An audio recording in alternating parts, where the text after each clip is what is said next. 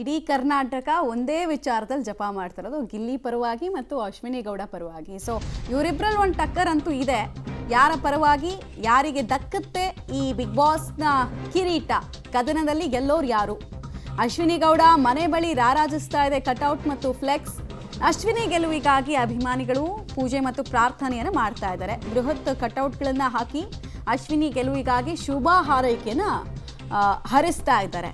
ನಮ್ಮವ್ರು ಗೆಲ್ಲಿ. ಮತ್ತು ಮಹಿಳಾ ಹೋರಾಟಗಾರ್ತಿ ದಿಟ್ಟ ಛಲ ಆಕೆಗಿತ್ತು. ಸೊ ಒಂದು ಸ್ಟ್ರಾಂಗ್ ಪ್ರಬಲ ಕಂಟೆಸ್ಟೆಂಟ್ ಆಗಿ ದೇವನಿಂದ ಕೂಡ ಅವ್ರು ರೂಪುಗೊಂಡಿದ್ರು. ಅವ್ರ ಪರವಾಗಿ ಇರುವ ಕ್ರೇಜನ್ನು ನೀವು ನೋಡ್ತಾ ಇದ್ದೀರಾ. ಮನೆ ಎದುರುಗಡೆ ಇರುವಂತಹ ಬೃಹತ್ ಕಟೌಟ್ ಯೂಶಲಿ ಸೂಪರ್ ಸ್ಟಾರ್ಗಳಿಗೆ ಸೀಮಿತ ಆಗ್ತಾ ಇತ್ತು ಇಂಥ ಕಟೌಟ್ಗಳೆಲ್ಲ. ಬಟ್ ಈಗ ನೋಡಿ, ಒಂದು ರಿಯಾಲಿಟಿ ಶೋ ಪ್ರೀತಿ ಜನರಿಂದ ಸಿಕ್ಕಾಗ ಆಗೋ ಅನುಭವ ಏನು ಅನ್ನೋದನ್ನು ಈ ಕಂಟೆಸ್ಟೆಂಟ್ಸ್ಗೆ ತೋರಿಸ್ಕೊಡ್ತಾ ಇದೆ. ಇವ್ರಿಗೆ ಆಚೆ ಬಂದಾಗ ಅವ್ರಿಗೆ ಇಷ್ಟು ಕ್ರೇಜ್ ನೋಡಿ ಒಂದು ತುಂಬ ಖುಷಿ ಆಗುತ್ತೆ. ಡೆಫಿನೆಟ್ಲಿ ಒಂದು ಶಾಕ್ ಆಗುತ್ತೆ. ಈ ಮಟ್ಟಕ್ಕೆ ಒಂದು ರಿಯಾಲಿಟಿ ಶೋ ಜನರನ್ನು ಸೆಳೆಯೋದಕ್ಕೆ ಸಾಧ್ಯ ಇದೆ ಅಂತ. ಅವ್ರ ಹಿತೈಷಿಗಳು ಕೂಡ ಭರ್ಜರಿಯಾಗಿ ತಯಾರಿಗಳನ್ನು ಮಾಡ್ಕೊಂಡಿರೋದ್ರ ಪ್ರತೀಕವನ್ನು ನೀವು ನೋಡ್ತಾ ಇದ್ದೀರಾ. ಚಾಮರಾಜನಗರದಿಂದ ಕಾಲ್ ಮಾಡಿದ್ದಾರೆ. ನಮಸ್ಕಾರ ಮಹದೇವ್ ಪ್ರಸಾದ್ ಅವರೇ.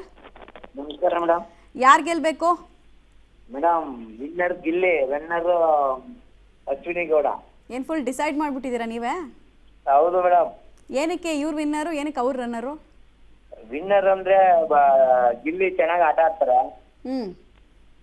ಗಿಲ್ಲಿ ಚೆನ್ನಾಗಿ ಕಾಮಿಡಿ ಎಲ್ಲ ಮಾಡ್ತಾರೆ. ತುಂಬಾ ಕಷ್ಟ ಪಟ್ಟು ಇದ್ ಮಾಡ್ತಾರೆ. ನಿಮಗೆ ಇಷ್ಟ ಆಗಿದ ಡೈಲಾಗ್, ನಿಮಗೆ ಗಿಲ್ಲಿ ಬಗ್ಗೆ ಇಷ್ಟ ಆಗಿದೆ ಯಾವ್ದಾದ್ರು ಒಂದು ಡೈಲಾಗ್ ಬಿಡಿ ನೋಡೋಣ. ಗಿಲ್ಲಿ ಬಗ್ಗೆನಾ? ಹಾ, ಗಿಲ್ಲಿ ಆಡ್ತಾ ಇದ್ದಿದ್ದ ಡೈಲಾಗ್ ಯಾವ್ದಾದ್ರು ಒಂದು ಡೈಲಾಗ್ ಮೇಡಮ್.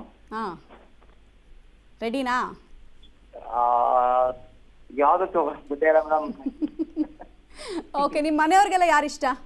ನಮ್ಮ ಮನೆಯವ್ರಿಗೆಲ್ಲ ಗಿಲ್ಲಿ. ಮನೆಯವ್ರಿಗೂ ಗಿಲ್ಲಿ. ಮನೆಯವ್ರಿಗೆ ಗಿಲ್ಲಿ ಇಷ್ಟ ಅನ್ನೋ ಕಾರಣಕ್ಕೆ ನೀವು ಇಷ್ಟಪಡ್ತಿರೋದಾ ಹೆಂಗೆ? ಇಲ್ಲ ಮೇಡಮ್, ನಾ ಬಿಗ್ ಬಾಸ್ ನೋಡ್ತಿರ್ಲಿಲ್ಲ. ಗಿಲ್ಲಿ ಬಂದಾಗ್ಲಿಂದ ಈ ವರ್ಷದಿಂದ ನೋಡ್ತಿರೋದು. ನಾವು ಯಾವಾಗಲೂ ಬಿಗ್ ಬಾಸ್ ನೋಡ್ತಿರ್ಲಿಲ್ಲ. ಈ ವರ್ಷದಿಂದ ಗಿಲ್ಲಿ ಇರೋದ್ರಿಂದ ನಮ್ಗೆ ಕಾಮಿಡಿ ಒಳ್ಳೆ ಚೆನ್ನಾಗಿ ಮಾಡ್ತಾರೆ.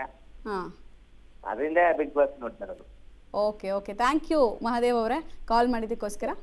Thank you madam.